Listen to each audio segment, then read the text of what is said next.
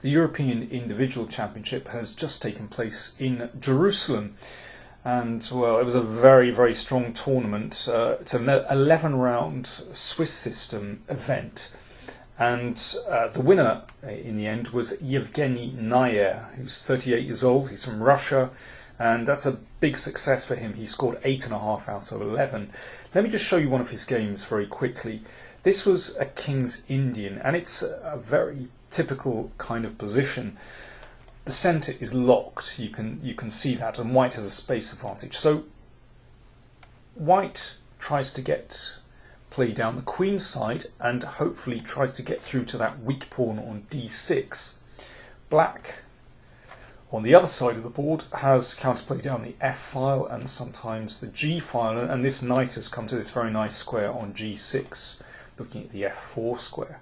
So white has something of a dilemma here. Do you just plough on with your plan on the queen side, or do you take measures on the king side, for example, breaking these pawns up? This is possible. White could play like this, and then, well, perhaps rook a1 or perhaps rook e1 with the idea of moving the bishop away and getting a bit more control on the king side. In the end, white decided to play a5, and I think that's kind of the principal move. You shouldn't really back down. Of course, it's very hard to know how this is going to work itself out. You know, you might find in 5 or 6 moves' time that black's attack is too strong. Let's see what happened. This was taken, and then rook a1, so white is just going to recapture that pawn and then get through to d6. But now it's black's turn on the king side. The knight comes in, attacking the bishop, which drops back to f1, nice square, protecting this pawn here. And black continues, opening the f file, and now knight g4, a very threatening move. If this knight is knocked away, then black is always going to get a very strong attack with g4, breaking open the white king position, and then followed up with a queen to h4. So white played rook takes a5. In fact, I think this was a mistake. It seems that g3 is a better move, knocking this knight backwards. And then I think probably white is all right there. It's just balanced. But white took on a5, and it turns out that this is a mistake. I mean, it looks like the principled way to play. You know, white is definitely getting through to this pawn. But after queen f6, it turns out that black's attack down this f-file is just too strong, and white's pieces are too far away. For example, well, if white's queen tries to dash back, then black comes in very simply like this. There's a check. Of course, this has to be taken. Queen f2, and then knight e3 hits g2. And then when you take here, well, that bishop might come to h3, that rook can come to f2. Black has a winning position. So white tried knight f3 to block the f-file. And now black came in. There's a threat, well, among other threats, to take on g2 and then take on f3.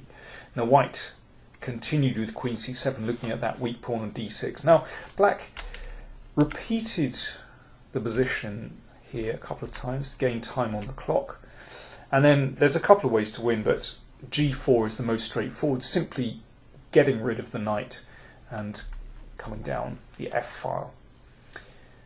Really, white is lost here. He took on d6, and now Najer just took the knight on f3. If white exchanges queens, this doesn't really help. For example, here, if g takes h3, well, material is sort of roughly even for the moment, but after f2, that is a winning move. The threat is just, well, I mean, yeah, there are several threats, but just to take here and take on h3, and if bishop g2, then rook g6, and, well, black is winning there. So in the game, white played pawn takes knight, and now Najer played queen g5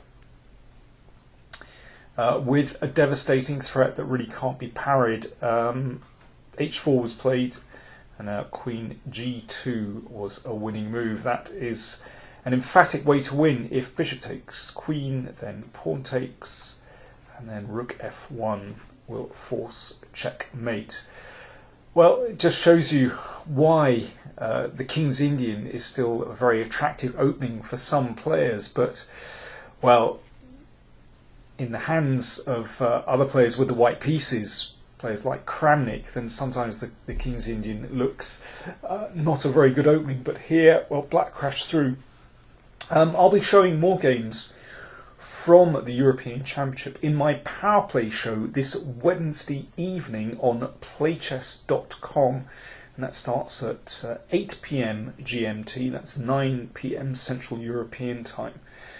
So do join me. I'll be looking at this position from another game. This is the game between Khizmalutin and Elyanov. Let me just give you a quick description of what's going on here. So Khizmalutin, Russian player against Elyanov from the Ukraine, and Khizmalutin is under pressure here. He checked, and now checked back on A1. And here, of course, if black wants to draw, he can bring his king back to G8. But Elyanov played king H6, playing for the win. White exchanged knight, so that's now potentially a dangerous passed pawn. But Khizmalutin played queen H8. Now it's getting interesting because the king, black king, can't get back home behind the pawns. Elyanov played queen C2. And now there was a check from white on F8 and king G5. Now, here's my question for you. What did Khizmalutin play here? White to play.